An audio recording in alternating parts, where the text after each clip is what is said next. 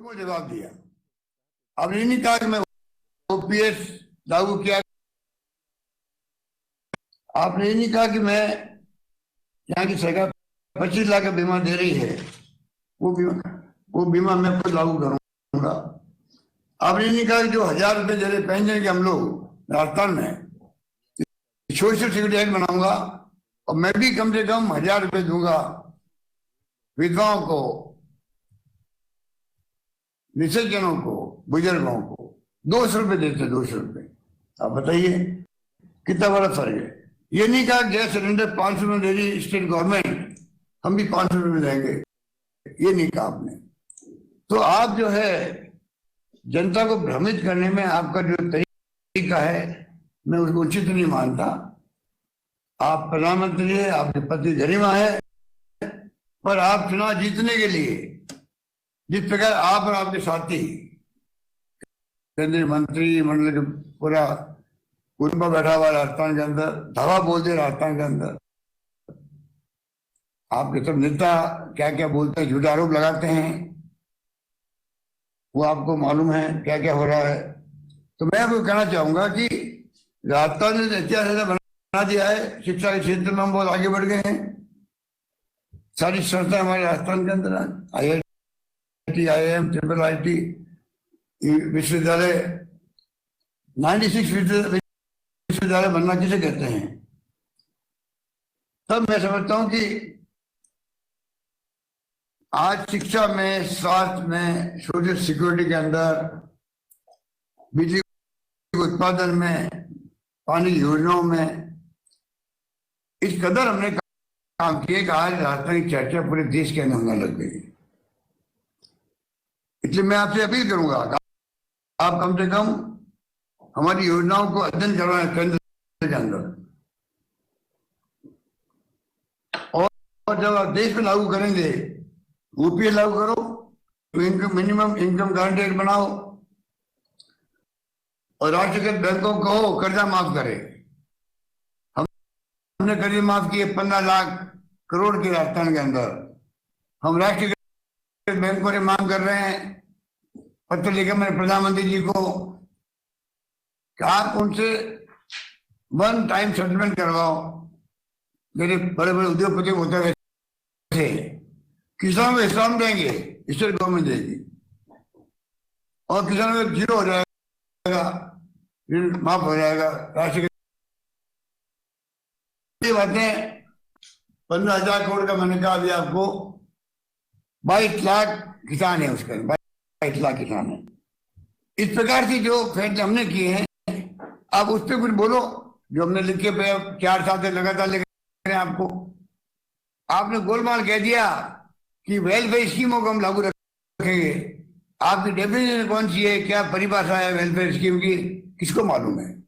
मैंने कल ट्वीट किया था, क्या क्या काम बंद कर दिए, रिफाइनरी लगा करके, मेट्रो लगा करके, बद्रीनाथ केदारनाथ में लोग मर गए थे बेचारे, मैं नौकरी देने का फैसला किया, बच्चों को उनके अनाथ हो गए, आपकी गवर्नमेंट बंद कर दिया, उनको निकाल दिया, नौकरी लगे हुए ऊपर बताओ पहले हमें केंद्र में, तब हम मानेंगे कि वास्तव में आपने किस रूप में कहा है बात को।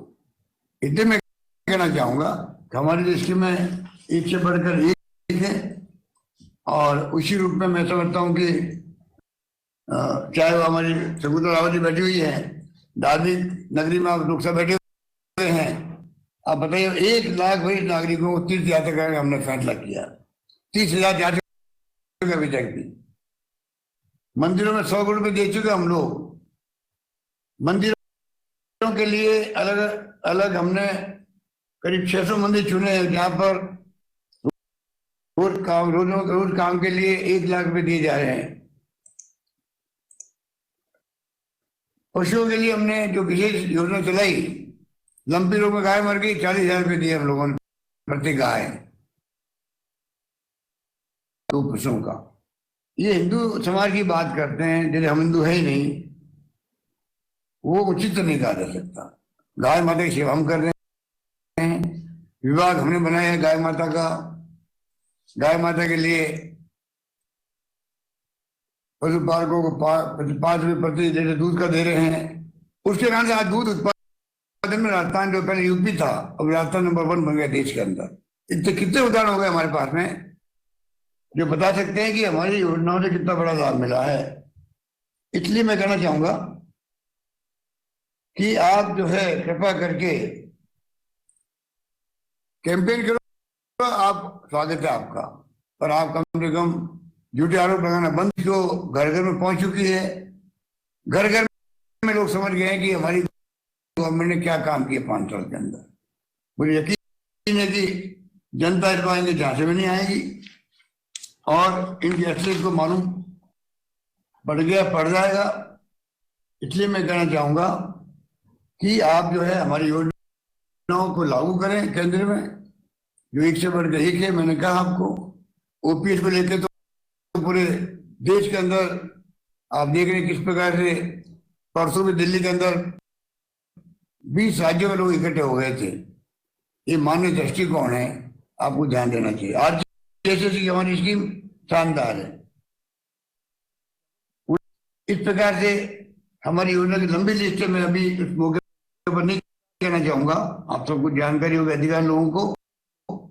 मैं आपसे अपील करूंगा आप सब उन योजनाओं के बारे में जानकारी प्राप्त करें और जानकारी लेके आप उस गरीब तक पहुंचाएं जिसका आवश्यकता है।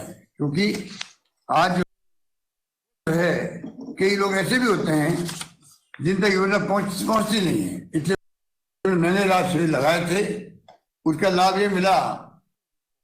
पहले हमारी योजनाएं कई कारणों से गरीब तक पहुंचती नहीं।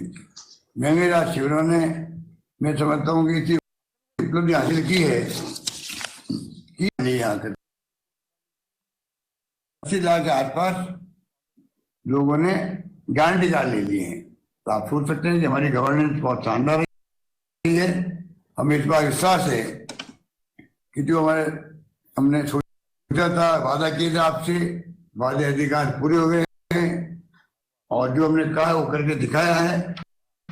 और जनता का मूड लग रहा है इस बार मुझे, क्योंकि बिना जनता के आशीर्वाद के कोई सरकार बन नहीं सकती। हमारी बात जनता ही होती है।